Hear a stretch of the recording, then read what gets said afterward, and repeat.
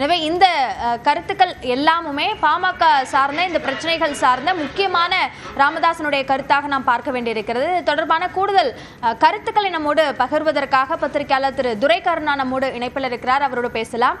Sir வணக்கம். திரு ராமதாஸ் செய்தியாளர் சந்திப்பின் போது முக்கியமான விஷயங்களை குறிப்பிட்டிருக்கிறார். குறிப்பாக இதில் இருவருக்கு இடையேயான பிரச்சனை முடிவுக்கு வரவில்லை என்பதுதான் இதில் நாம் எடுத்துக்கொள்ள வேண்டிய செய்தியாக இருக்கிறது. உங்களுடைய பார்வை என்ன? மரியாதைக்குரிய பாட்டாளி மக்கள் கட்சியினுடைய நிறுவன தலைவர் ராமதாஸ் அவர்கள் கடந்த 2024 தேர்தலில் அவருடைய நிலைப்பாட்டுக்கு மாறாக திரு அன்புமணி நடந்து கொண்டதிலிருந்து அவர் மீதான அதிர்ச்சியும் கோபமும் ஆத்திரமும் இருந்தது.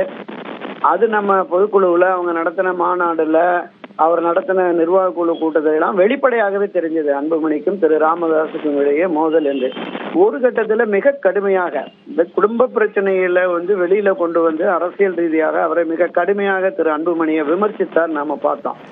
அதன் பிறகு கட்சியினுடைய மூத்த முன்னோடிகள் அவருடைய குடும்பத்தை சார்ந்தவர்கள் எல்லோரும் பஞ்சாயத்து பேசி திரு ராமதாஸே சொன்னது மாதிரி 14 பஞ்சாயத்துகள் நடந்தும் ஒன்றும் முடியல அப்படின்னு சொல்லிட்டாரு. அன்றைக்கே ஒரு கருத்தை சொன்னாரு, செயல் தலைவர் என்கிற ரீதியில் அன்புமணி தொடர்ந்தால் மட்டுமே இது சாத்தியம். நான் நிறுவன தலைவர் மட்டும் இல்ல, கட்சியின் தலைமை பொறுப்பையும் நானே ஏற்று நானே கட்சியை வழிநடத்துவேன், வியூகங்களை வகுப்பேன், தேர்தல் கூட்டணி தொடர்பாக நானே முடிவெடுப்பேன் என்கிற நிலையில இருந்தார். திரு அன்புமணி அவர்கள் பொதுக்குழு தான் என்னை தலைவராக தேர்ந்தெடுத்தது, அந்த அடிப்படையில எனக்குத்தான் அதிகாரம் இருக்கிறது, எனவே நான் செயல்படுவேன் அப்படின்னு சொல்லிட்டு இவர் நீக்க அவர் சேர்க்க இப்படியான அந்த யுத்தம் நடந்துகிட்டு இருந்தது. இன்றைக்கு மீண்டும் அதை ஒரு முடிவுக்கு கொண்டு வர்ற மாதிரி அன்புமணி பாமக, ராமதாஸ் பாமக என்று பொதுவெளியில் பேசக்கூடிய ஒரு நிலையை திரு ராமதாஸ் உருவாக்கி விட்டாரோ என்றுதான் நான் கருதுகிறேன். கடந்த 2-3 நாட்களுக்கு முன்பு இந்த பாட்டாளி மக்கள் கட்சியை சமரசப்படுத்தி தந்தை மகன் யுத்தத்தை முடிவுக்கு கொண்டு வர வேண்டும் என்று ஆடிட்டர் குருமூர்த்தி அவர்களும் திரு சைதை துரைசாமி அவர்களும் முயற்சி மேற்கொண்டு பேச்சுவார்த்தை நடத்தினாங்க. அதன் பிறகு சென்னையில சந்திச்ச பத்திரிகையாளர்கள் கேட்டபோது சுமூகமா போயிட்டு இருக்கு, எந்த பிரச்சனைக்கும் ஒரு தீர்வு வரணும்ல, வந்துரும், விரைவில் வந்துரும் அப்படிங்கிற மாதிரி எல்லாம் சொன்னாரு.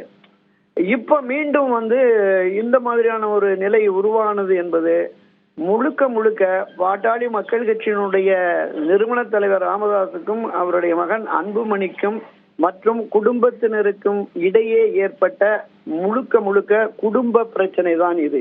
இந்த குடும்ப பிரச்சனையை அரசியல் ரீதியாக திரு ராமதாஸ் பயன்படுத்தி பாமகவுடைய எதிர்காலோ என்கிற பார்வை தான் எனக்கு இருக்கு சகோதரி. நன்றி திரு துரை கருணா. இணைப்பில் உங்களுடைய கருத்துக்களை பகிர்ந்து கொண்டமைக்கு.